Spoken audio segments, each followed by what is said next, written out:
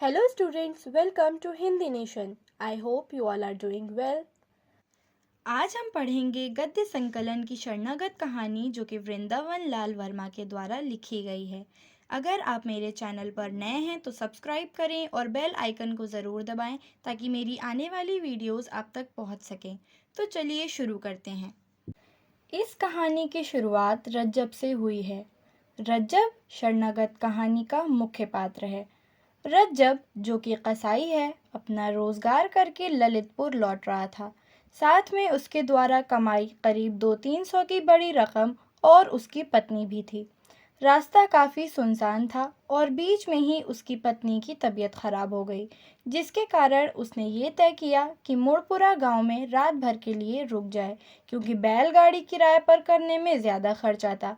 लेकिन उसकी समस्या ये थी कि गांव के लोग उसे जानते हैं कि वह कसाई है, इसलिए कोई भी उसे सहारा ना देगा।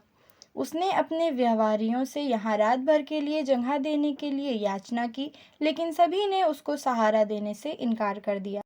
अंत में उसने गांव के एक ठाकुर के घर जाने का निर्णय किया।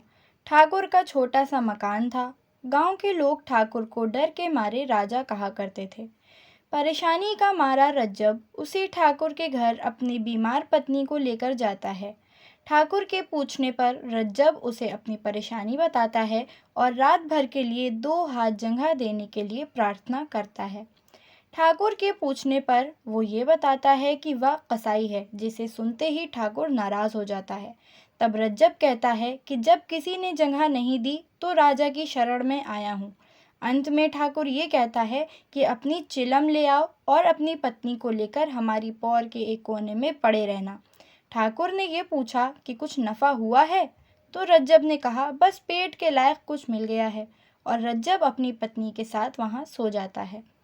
काफ़ी रात बीते, कुछ लोग ठाकुर के घर के बाहर आकर कहते हैं, आज कुछ भी हाथ नहीं लगा है। ठाकुर पूछता है कि कोशिश की थी। इस प्रश्न के जवाब पर उन्होंने कहा कि एक कसाई रुपए बांधे इसी ओर आया है। ये सुनते ही ठाकुर ने कहा कि कसाई का पैसा नहीं छुएंगे। लोगों ने उसे शुद्ध करने की बात की और वहां से चले जाते हैं। ठाकुर सुबह उठकर देखता है कि सवेरा होने के बाद भी कसाई नहीं गया, तो वह उसे तुरंत बाहर निकल जाने का हुक्म देता है। उस समय रज्जब की पत्नी एक कदम भी चलने के लायक न थी। वो जाकर एक पेड़ के नीचे बैठ जाता है और ये सोचता है कि उसकी पत्नी शायद कुछ समय में ठीक हो जाए, परंतु ऐसा ना हुआ। अंत में उसने एक गाड़ी किराए पर लेकर आगे जाने का निर्णय लिया।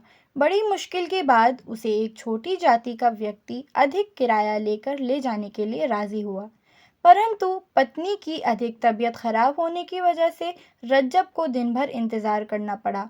वो गाड़ीवान को जल्दी से चलने के लिए कहता है, तो गाड़ीवान अधिक किराए की मांग करता है। तब कसाई दया की बात करता है, जिसे सुनकर गाड़ीवान को हंसी आ गई। वो गाड़ीवान को पैसे देता है, तब गाड़ीवान आगे चलता है।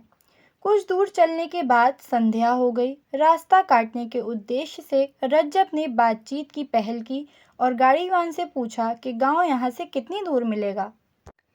इसी बीच रज्जब के मुंह से बातचीत के दौरान ही ये निकल जाता है कि अगर गड़बड़ करेगा तो छुरी से काटकर फेंक दूंगा। ये सब सुनकर गाड़ीवान पूरी तरह से डर गया था। इस बातचीत के दौरान गाड़ी थोड़ी दूर चली होगी कि बैल रुक गए। आज के लिए बस इतना ही। आगे की कहानी के लिए मिलते हैं अगले पार्ट में। अगर वीडियो पसंद आई हो तो लाइक, कमेंट, शेयर, सब्सक्राइब ज़रूर करें।